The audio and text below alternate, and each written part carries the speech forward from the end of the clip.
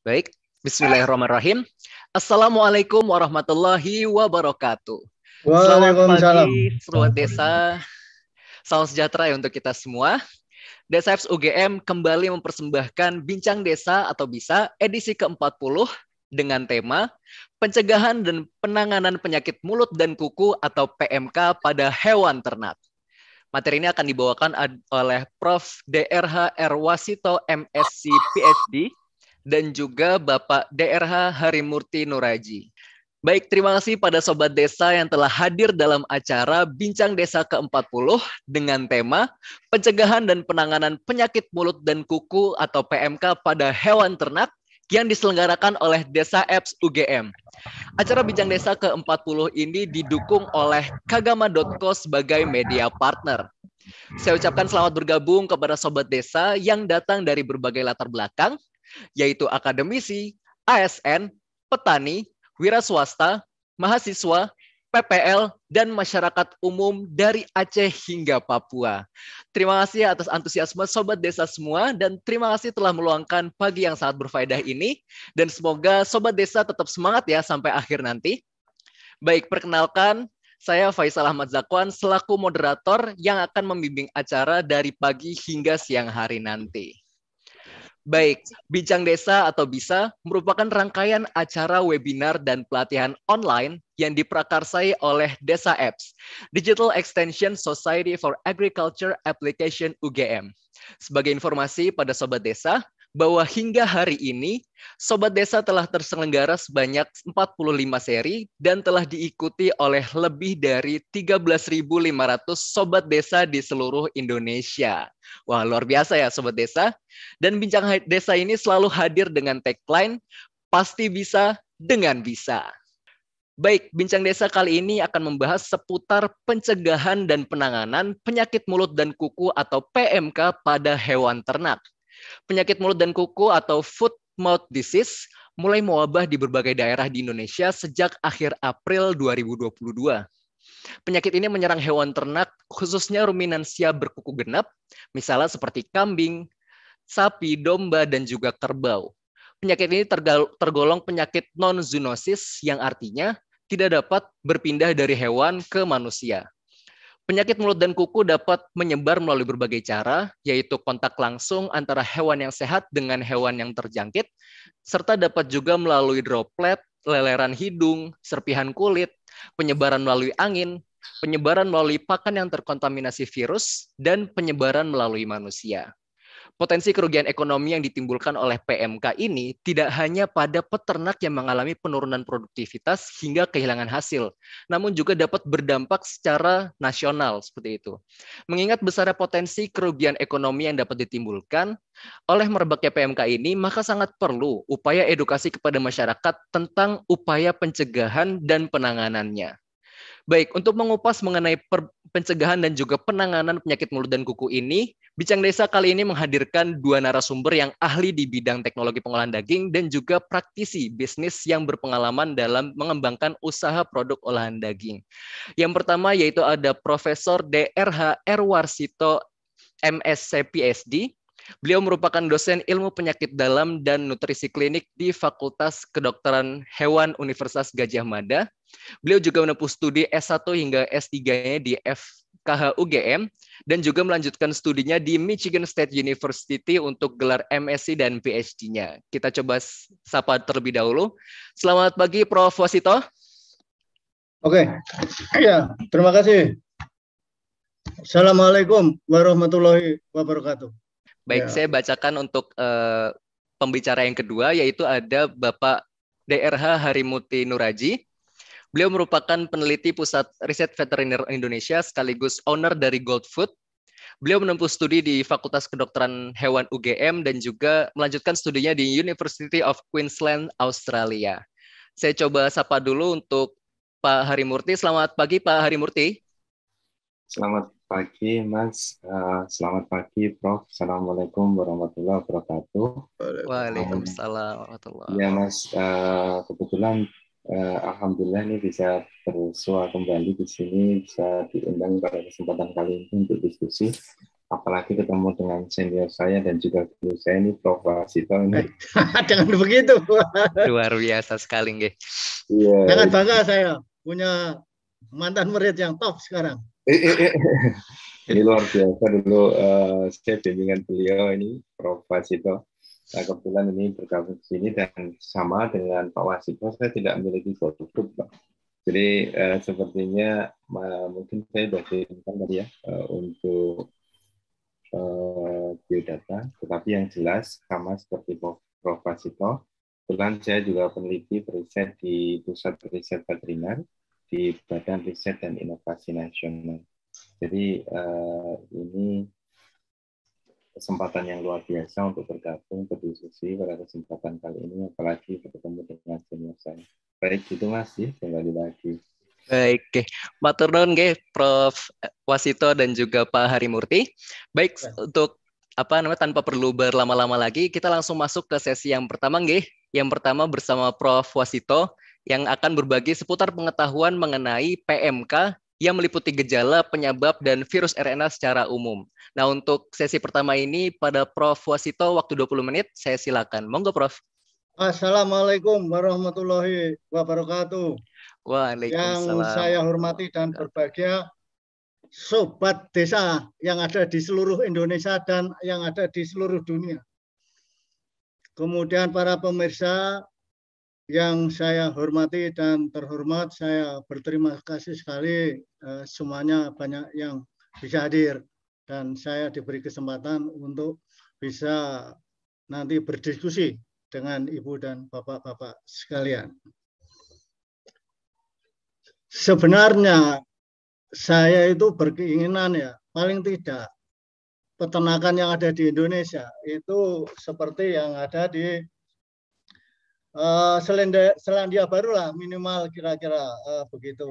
Ya, ini kita di Selandia Baru.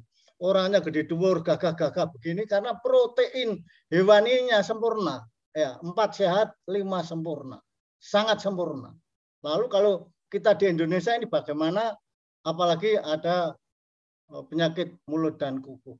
Ini saya ke sana dengan istri saya, Bu Astari, tahun 2007 awal, tahun 2007 awal. Ya, sebetulnya ini adalah merupakan impian saya sebetulnya. Kembali ke penyakit mulut dan kuku yang kita singkat dengan FMD. Ini merupakan penyakit akut, ya, cepat mendadak, kemudian sangat menular dan sangat infeksius. Bisa mengenai ruminansia, kemudian babi, dan juga sejenis rusa dan teman-temannya. Sehingga untuk kebun binatang pun, kemudian untuk tempat-tempat safari, kita harus berhati-hati. Karena dalam waktu kurang dari 3 minggu, saya dapat WA dari sobat saya, dokter dari Amerika, berdomisili di Makassar, mantan juga pejabat, bahwa PMK saat ini telah menyebar di 15 provinsi. Patogenesis, kita harus tahu bagaimana virus PMK itu terjadi. Kalau ada virus nempel pada sapi, kemungkinan akan terjadi gejala klinis timbul awal itu biasanya itu 2-14 hari. Kadang-kadang sangat cepat. Waktu 24 jam, hewan tertempel, tertular, terkena virus PMK, sudah ada gejala klinis. Kemudian virus PMK itu berkembang biak pada jaringan faring dan kulit, kemudian menyebar ke seluruh tubuh lewat sirkulasi darah. Selanjutnya akan menyebabkan sel epitel, terutama yang ada di bagian mulut dan kuku, kemudian terbentuk lepuh vesikel atau blister. Jadi dia berhenti di faring di sini. Maka kalau dia sudah bersirkulasi di dalam tubuh sapi, gejala awalnya, gejala awal, akut kejadian awal, hipersalivasi di sini. Salivanya banyak keluar, kemudian sapi tampak tidak bahagia. Ya. Kemudian ada demam, kemudian nafsu makan menurun. Ini gejala akut. Kalau sudah kronik akan terbentuk vesikel, lepuh dan bahkan erosi, mengelupas. Ini bagian mulut, bagian lidah, bahkan pada ambing juga kena, kemudian pada bagian kaki. Babi juga sama, bagian mulut dan di bagian kaki. Akibatnya kalau sudah kena kaki, kemudian jalan pincang. Jalan pincang, sudah terlambat itu. Status FMD di Asia ini tahun 80, ya, tahun 90 ya, tahun 90 sampai kemarin sebelum ada FMD. Sekarang ini semuanya banyak yang merah-merah di sini. Ini saya sangat sayangkan. Kenapa yang seharusnya indah cantik begini kemudian menjadi belang-belang merah. Bagaimana FMD itu disebarkan? Ya, tadi sudah disebutkan oleh pembawa acara, kontak langsung ya, dengan hewan dan produk-produknya. Ya, ini banyak saya ditanya itu.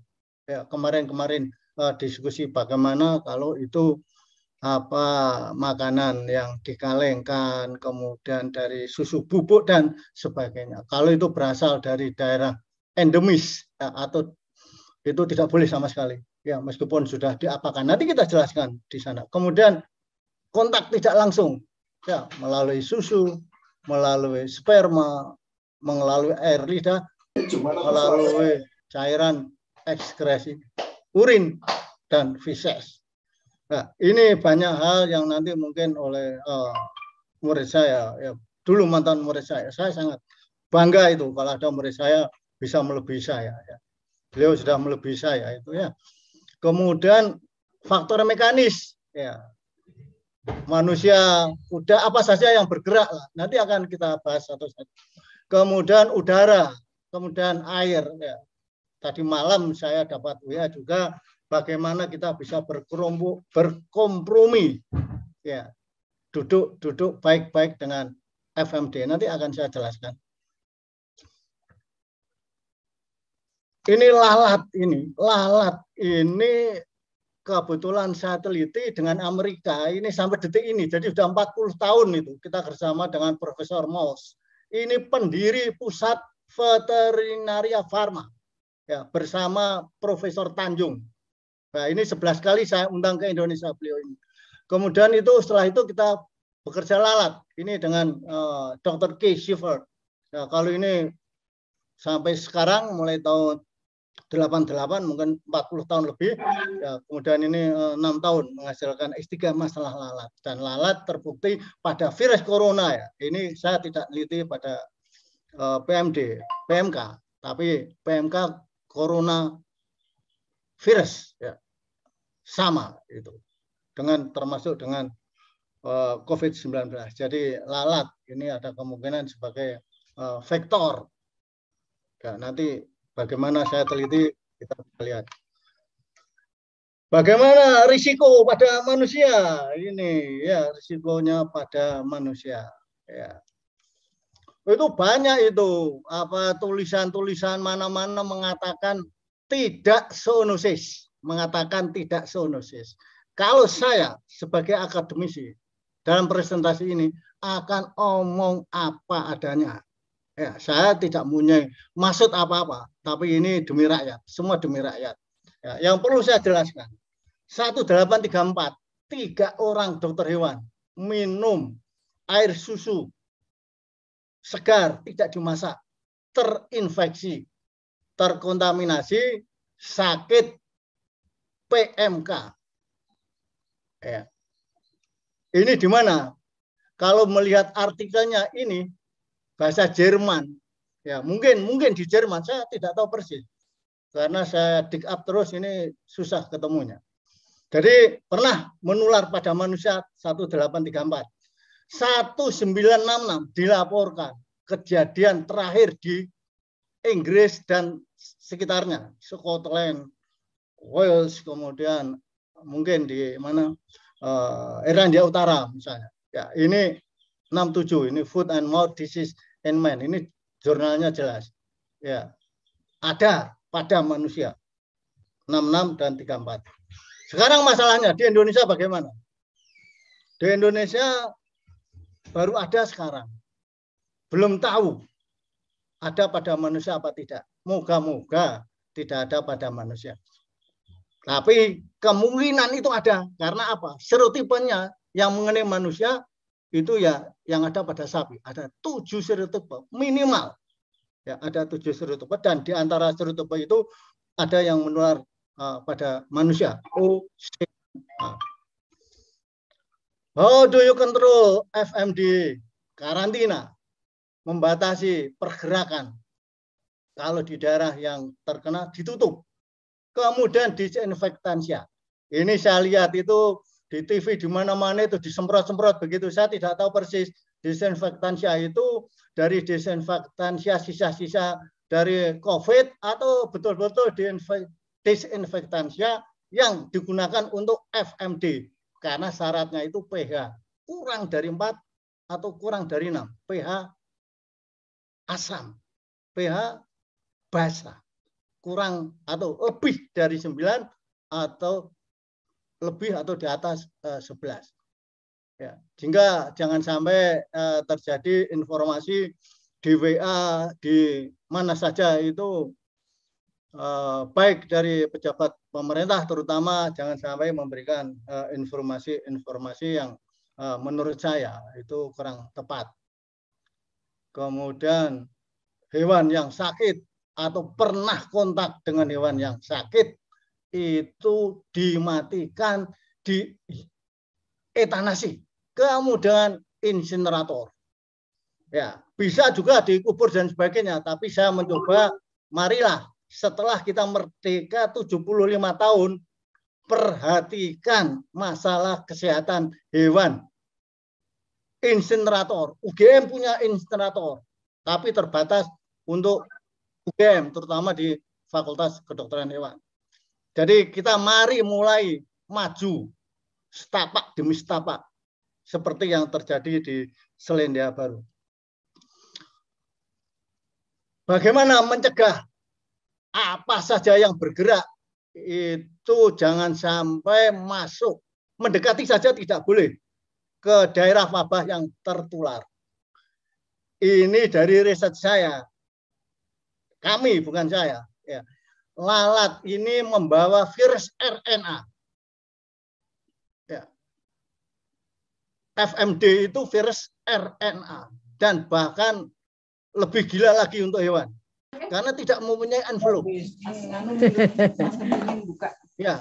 Dan lalat ini sudah terbukti juga sebagai vektor mekanis virus RNA COVID-19.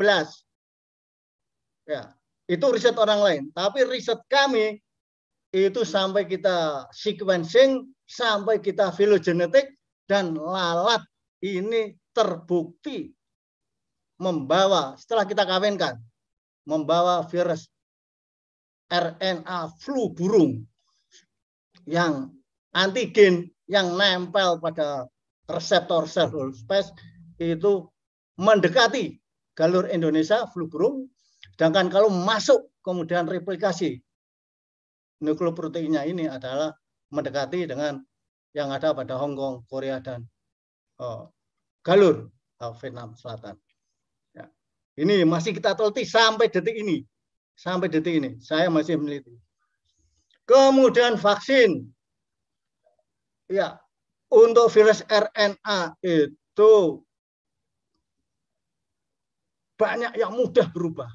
Ya, corona, COVID-19, flu burung. Tetapi kalau FMD ini ada 7 minimal, 7 serotipe. Dan vaksin dari pengalaman yang sudah dibuat, kalau saya membuat vaksin rekombinan DNA, sudah jadi. Saya tawarkan ke Deptan pakai dasi, pakai jas saya ke sana, 2 orang ditolak. Ya, waktu itu. Tahun 96.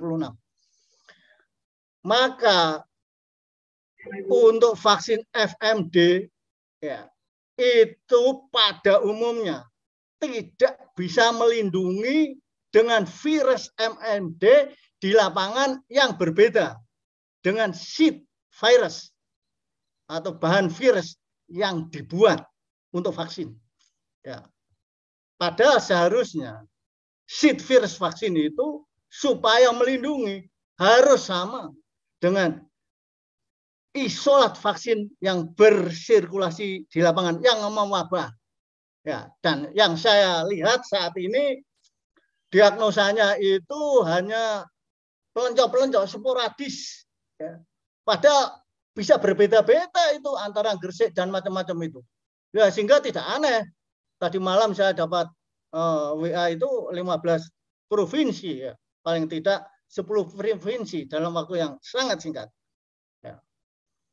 Kemudian vaksin itu kembali lagi harus menginduksi antibodi.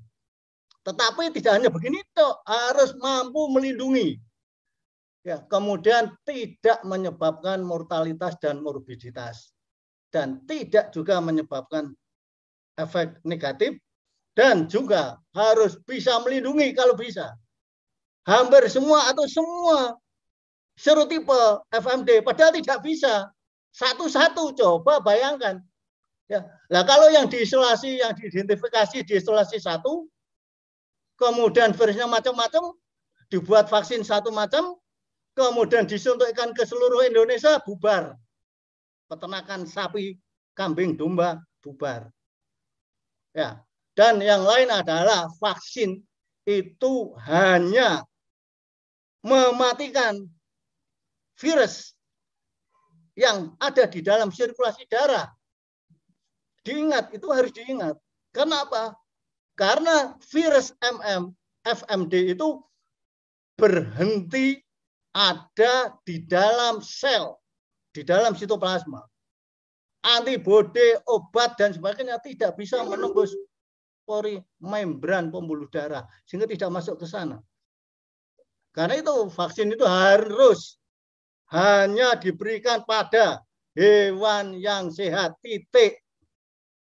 Diberikan hewan yang sakit, boleh enggak? Ya silakan, tapi itu enggak boleh. Ya silakan, kalau mau diberikan barang yang salah dilakukan. Ya akibatnya nanti ya kita bisa lihat itu bagaimana itu dengan penyakit FMD yang sangat ditakuti. Hampir semua negara atau semua negara takut. Kemudian pengobatan, tidak ada pengobatan spesifik.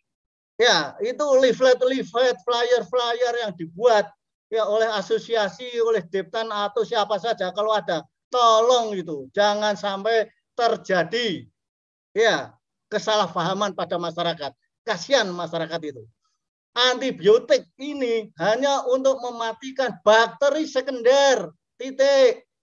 Tidak mematikan virus. Ya. Kemudian kalau sapi itu sembuh bisa menyebabkan infeksi persisten. Dia berhenti pada sel-sel epitel dan limfoid germinal center. Ya. Yang ada pada orofaring berhenti di sini dia. Mungkin bisa 3-6 bulan atau mungkin bisa lama. Akibatnya apa? Sapi yang tampak sehat akan menjadi karier pembawa virus FMD.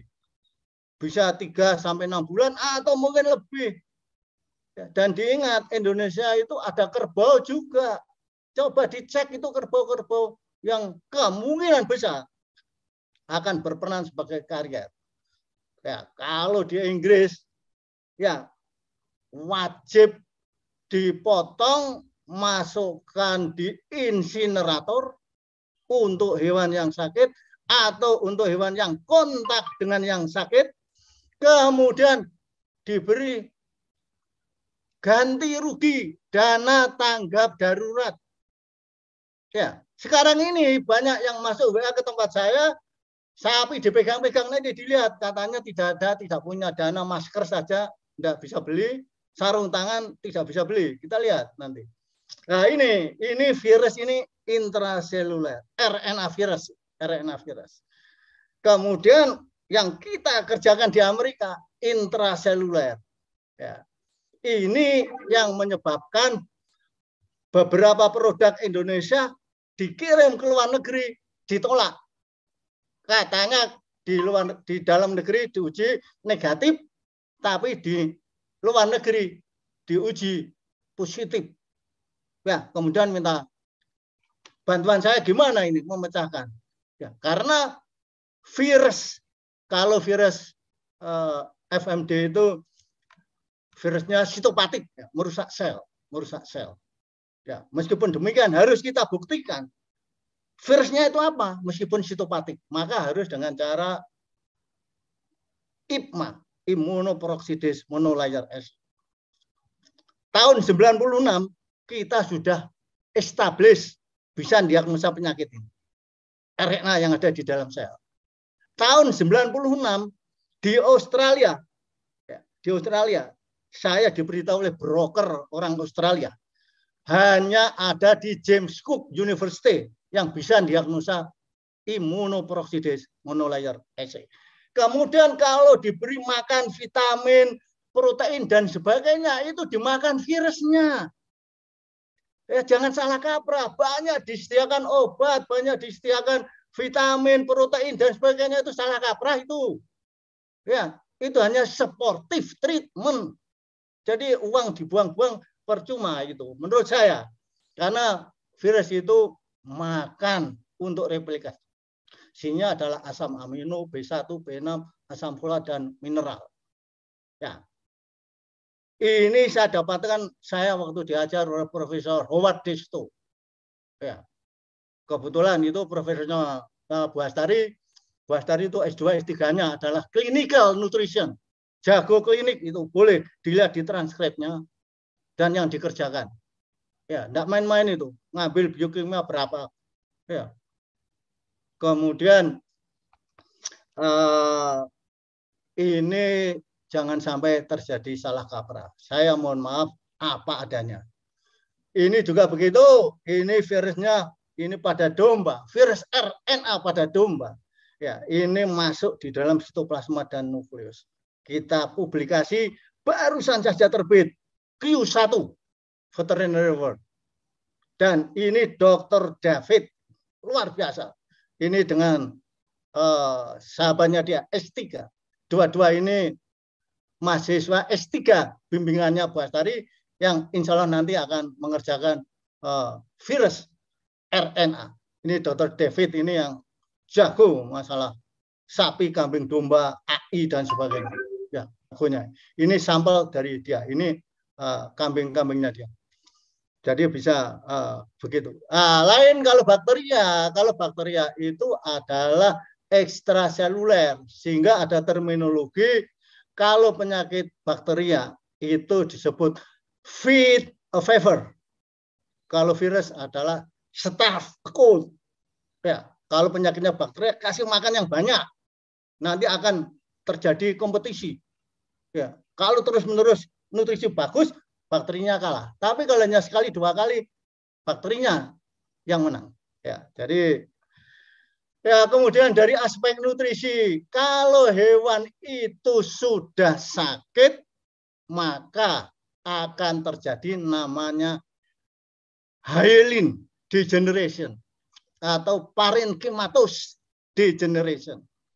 Semua nilai-nilai gizi yang ada pada daging kalau dilihat histopatologis maka akan terlihat seperti ini. Ya, yang seharusnya lonjong menjadi membengkak bulat, serat lintangnya harusnya ada, ini tidak ada, kemudian ada edema, ada infiltrasi radang dan sebagainya. Intinya tidak ada atau kurang nilai gizi. Maka judgementnya itu kalau ada sapi yang berhubungan dengan sapi sakit atau itu sapi sakit karena FMD, langsung saja dipotong, dimatikan, dimasukkan ke insinerator. Menurut saya sampai detik ini info yang saya terima di WA saya maupun di surat kabar maupun yang barusan saja dikemukakan oleh pembicara itu apakah masuk halal, aman, sehat, utuh dan halal. Aman, ada penyakit yang tidak. Kalau penyakitnya ada, mati berarti makan daging, sate daging, ada virusnya, sate kambing virus. Aman tidak, sehat tidak, nutrisinya tidak ada. Untuk pertumbuhan dan untuk kesehatan. Utuh tidak, mungkin utuh, tidak ada tambahan daging yang lain, apa daging babi atau daging apa. Halal, mungkin tidak. Ya kalau sudah mati terus langsung disembelih, langsung dibagikan. Atau sudah kelenger, misalnya begitu. Belum lagi nanti Yayasan Lembaga Konsumen Indonesia. Sehingga saya mengharapkan betul dua lembaga ini berperan ya, dalam pengambil kebijakan yang ada. Sehingga nanti tidak terjadi deterioration nutritional value. Kemudian food safety becomes degraded. Dan kalau ini terjadi, dan apalagi oleh pembawa kebijakan, susah. Ya, sebagai conclusion, kompensasi ini nomor 1. Ya, kenapa nomor 1? Ya, petani peternak itu akan lebih kooperatif. Sakit-sakit sapi atau dia menduga sapi sakit, langsung diserahkan pada petugas kesehatan hewan. Tapi kalau tidak ada kompensasi, kita lihat itu di TV-TV itu, sapi sakit diam-diam dijual-jual itu. Mati karena apa PMK dipotong-potong dijual. Karena apa? Tidak ada kompensasi. Lalu mau menjaga Indonesia dari penyebaran penyakit mulut dan kuku bagaimana? Petani peternak, sobat desa tidak kooperatif karena tidak ada kompensasi. Jadi kompensasi ini sangat penting, tidak hanya membuat mereka sejahtera tapi juga membantu tidak terjadinya atau mengurangi penyebar luasan PMK. Kalau tidak, saya ramalkan, we can no longer take our food supply for granted. Karena apa? Kalau ini berasal dari daerah wabah atau berdekatan dengan daerah wabah, tidak boleh dikirimkan keluar wilayah dari daerah wabah. Ya. Jawa Timur saja itu, coba dulu di Gresik, sebentar sudah kena hampir 11 atau 12 kabupaten, kemudian sekarang menyebar. Apakah betul itu dulunya dari Gresik? Apa juga akibat dari apa yang sudah kita masukkan ke Indonesia? Daging sapi, ya kita tidak tahu. Kemudian di sini, ini saya bukan mejeng dengan Bapak Gubernur, ini tidak. Jadi sobat desa itu seharusnya itu kalau saya ya itu mengangkat Bapak Gubernur ini Pak Sultan ini sebagai Bapak Pertanian, Peternakan dan sebagainya ya. Beliau ini kenapa? Ini tahun 2004-2005. Beliau ini sangat mendukung ya apa? 1 village breeding center. Kemudian 5 jendela nasional bidang peternakan. Yang ketiga adalah pelestarian ternak hewan, terutama sapi. Dan yang di depan ini semuanya itu adalah pengusaha yang ada di Indonesia yang berpresentasi ya mengenai apa yang akan kita inginkan untuk Republik ini pada beliau, dan beliau sangat mendukung. Ya, baru akan saya kerjakan dengan teman-teman. Saya sudah keluar negeri macam-macam, kemudian saya sudah tidak menjabat lagi. Sehingga mohon sobat desa bisa ke Pak Gubernur lagi, kemudian ide-ide yang dulu beliau kemukakan bersama kami bisa terrealisasi. Saya kira itu yang bisa saya kemukakan, dan nanti mohon banyak masukan dari teman sejawat, sobat desa, dan juga teman-teman saya yang permesa semuanya. Terima kasih. Semoga bermanfaat. Wassalamualaikum warahmatullahi wabarakatuh.